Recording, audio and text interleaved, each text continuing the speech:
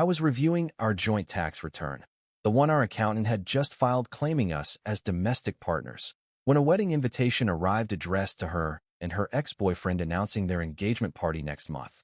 Hey friends, please subscribe and turn on notifications, like this video, and leave a comment with your impressions. This will be a great help. Thank you. We never tire of reminding you. It's all thanks to you. Working as a forensic accountant teaches you to spot discrepancies that most people miss. The numbers that don't quite add up, the patterns that seem normal until you look closer, the small details that reveal much larger problems.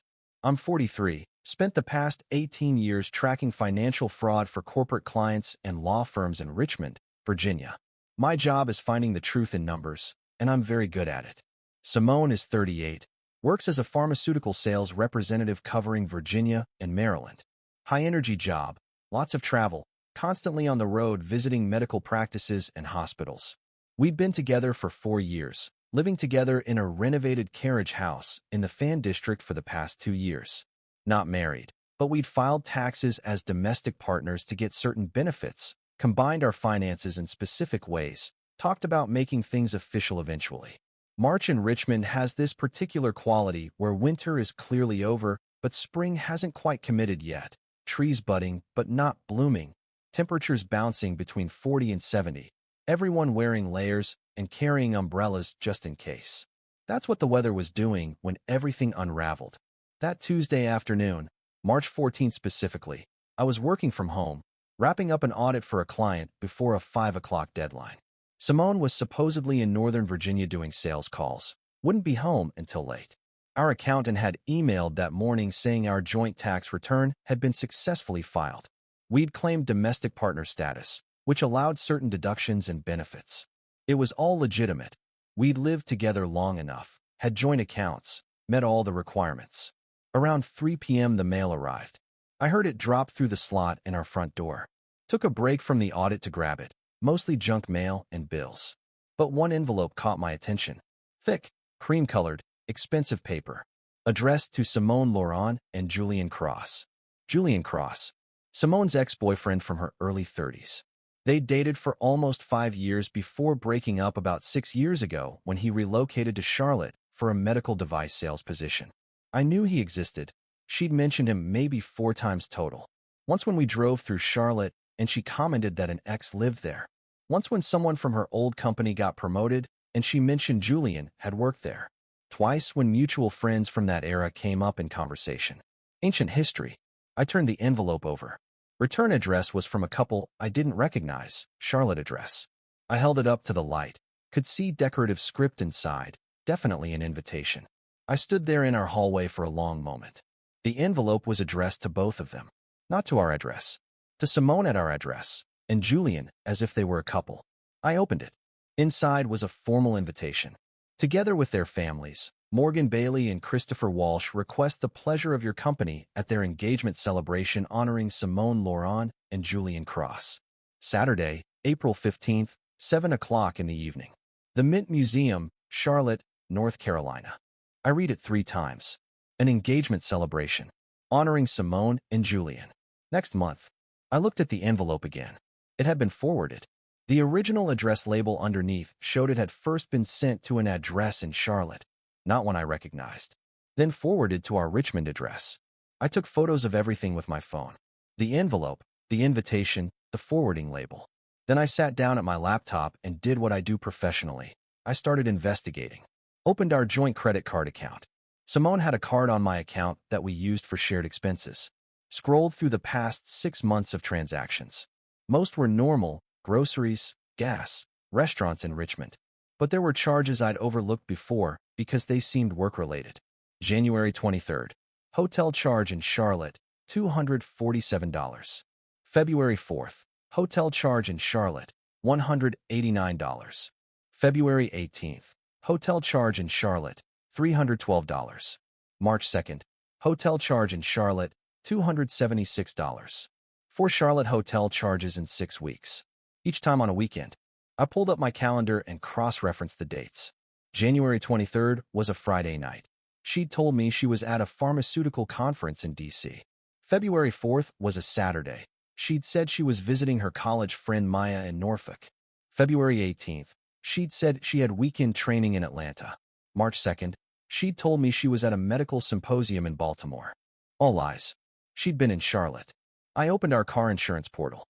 We had two vehicles on the same policy for a discount. I clicked on Simone's car, found the mileage verification we'd submitted 3 months ago for our annual renewal. Her odometer reading in December, 47,234 miles.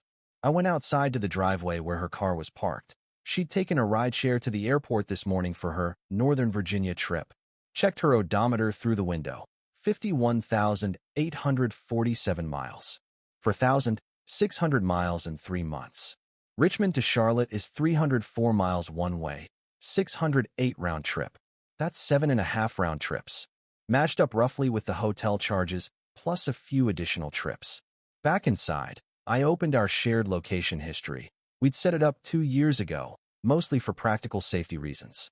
I'd never checked it before, trusted her completely. Pulled up her location data from the past 3 months. January 23rd. Location showed Charlotte from 4 p.m. Friday until 2 p.m. Sunday. February 4th. Charlotte, Saturday afternoon through Sunday evening. February 18th. Charlotte, Friday evening through Sunday afternoon. March 2nd. Charlotte, all weekend. Plus 3 other trips to Charlotte that didn't correspond to hotel charges. Day trips, apparently. Drove down Saturday morning, came back Sunday night. I sat there looking at the data the way I'd analyze a fraud case for a client. The evidence was clear. Simone had been traveling to Charlotte regularly for 3 months, lying about her whereabouts, staying in hotels, and apparently involved enough with Julian Cross that mutual friends were throwing them an engagement party. But we just filed taxes as domestic partners. 2 days ago, I pulled up our tax return, looked at the domestic partner declaration we'd both signed. It stated that we lived together in a committed relationship, maintained a common household, were financially interdependent. The signature date was March 1st, 11 days ago, the day before her most recent Charlotte trip. She'd signed a legal document declaring our domestic partnership while actively planning an engagement party with someone else. I looked at our joint checking account. Current balance, $18,600. My contributions over 2 years totaled approximately $44,000. Her contributions totaled about $31,000. We'd been using it for rent, utilities, shared expenses. I pulled up our lease. Both names on it. Annual term ending July 31st. 4.5 months remaining.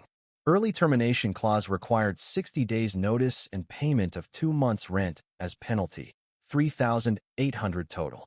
Then I did something that felt invasive but necessary. I checked our health insurance. Simone was on my company's plan as a domestic partner, which I'd added her to 18 months ago. It saved her about $400 a month compared to buying individual coverage. I called my company's HR director, Elizabeth. Elizabeth, it's Garrett. I have a question about domestic partner benefits. Sure, what's up? If a domestic partnership ends, what's the process for removing someone from coverage? Oh, pause. Is everything okay? Personal situation.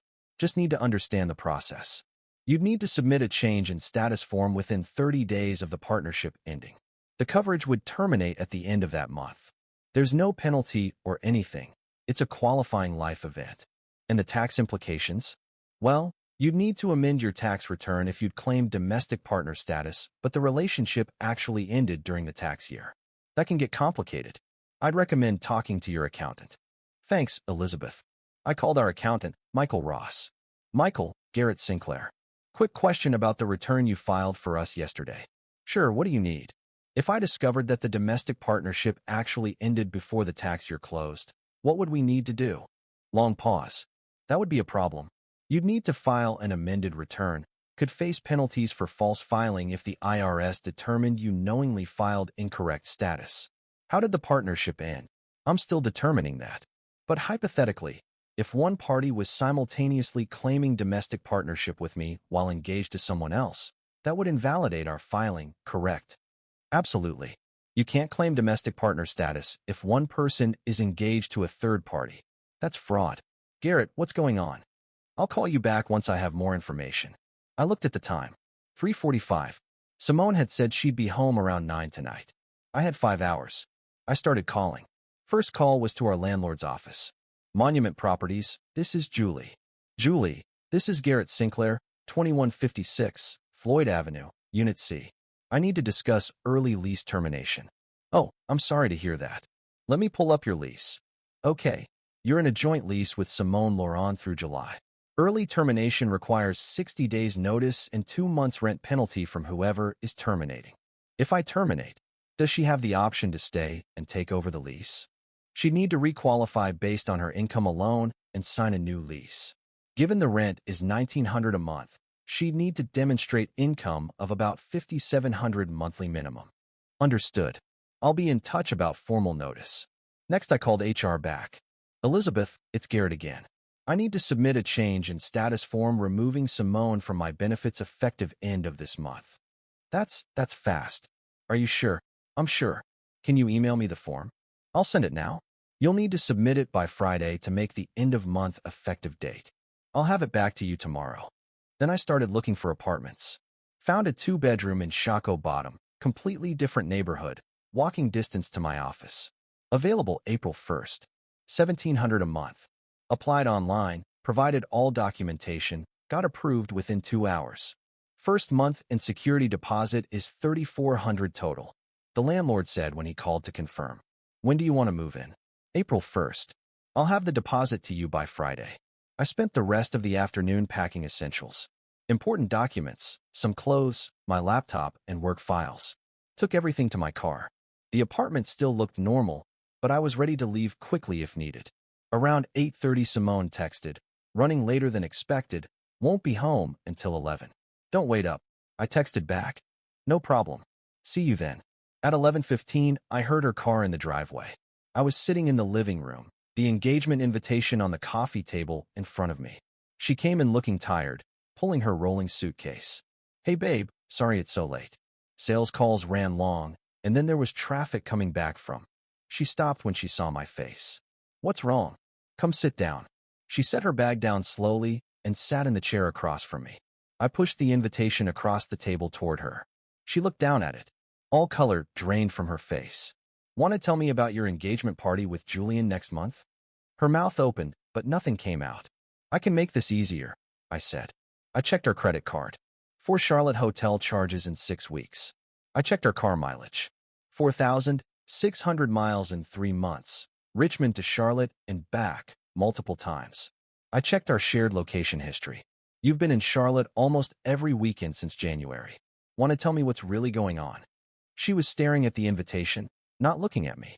Simone, look at me. She looked up, eyes already tearing. Are you engaged to Julian? She nodded. When did he propose? December.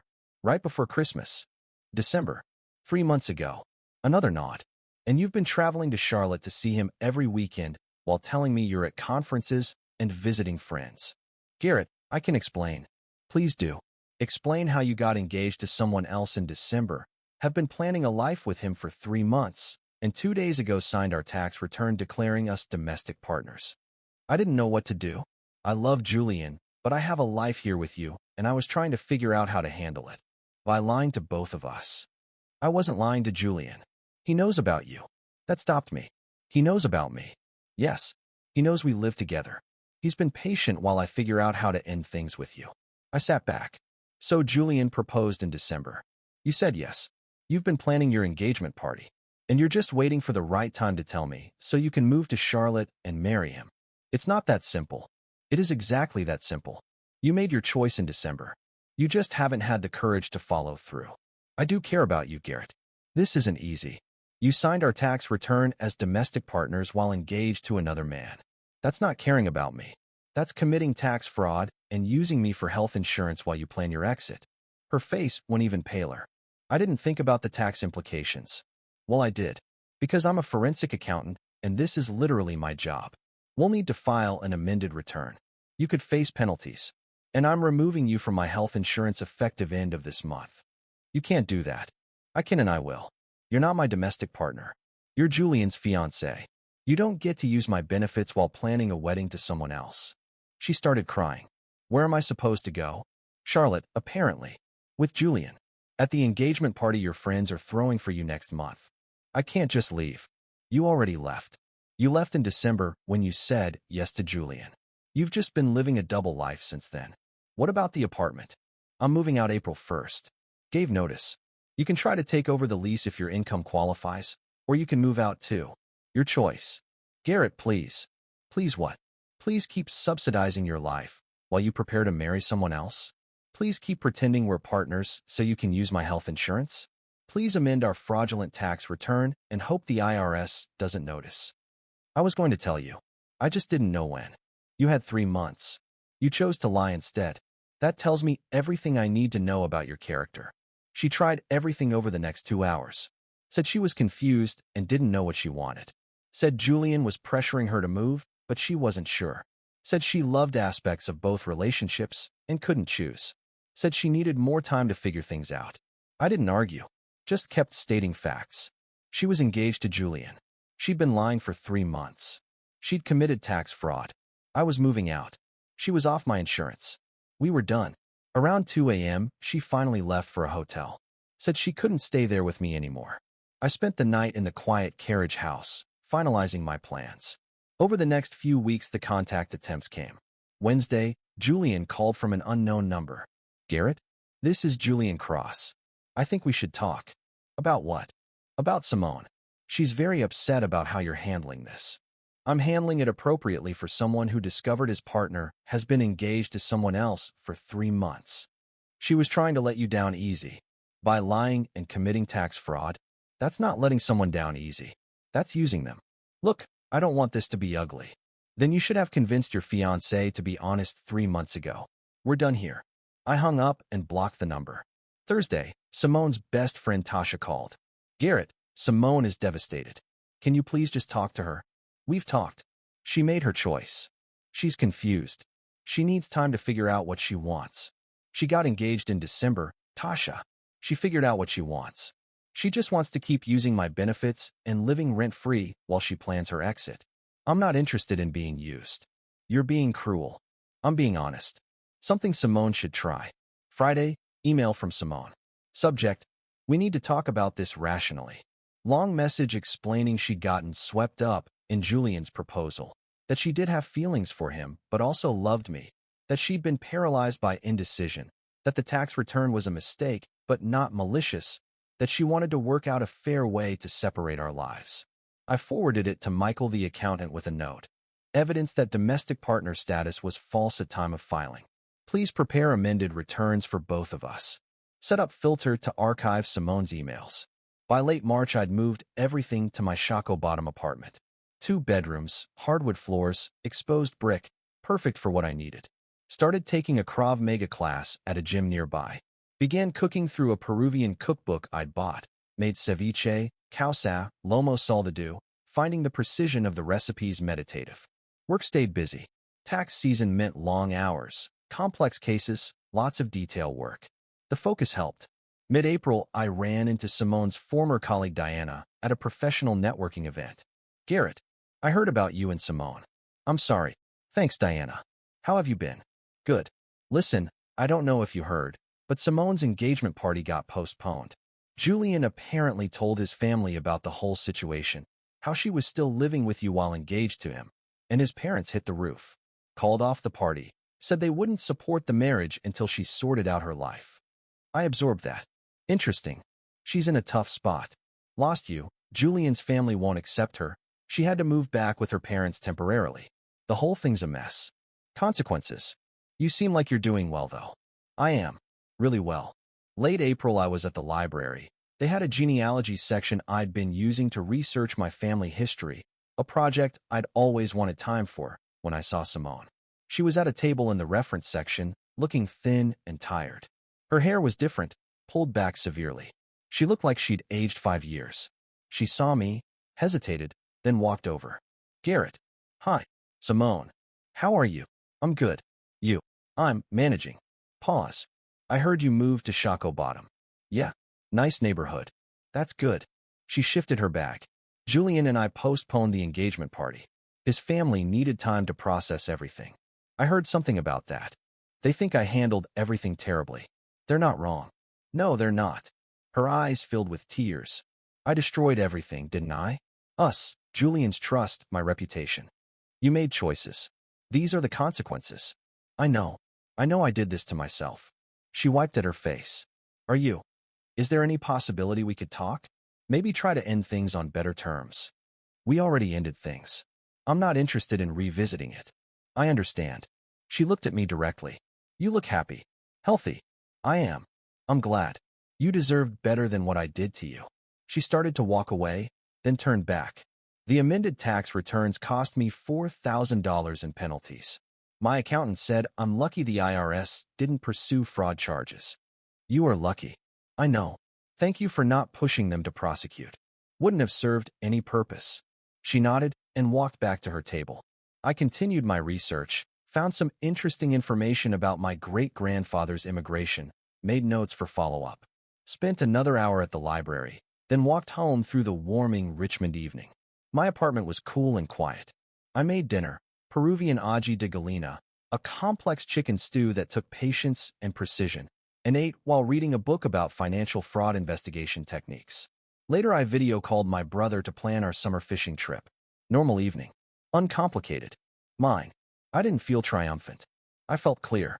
When you discover your partner has been engaged to someone else for months, while filing joint taxes with you and using your benefits, do you try to understand their confusion, or do you immediately protect yourself legally and financially from someone who's already chosen to leave?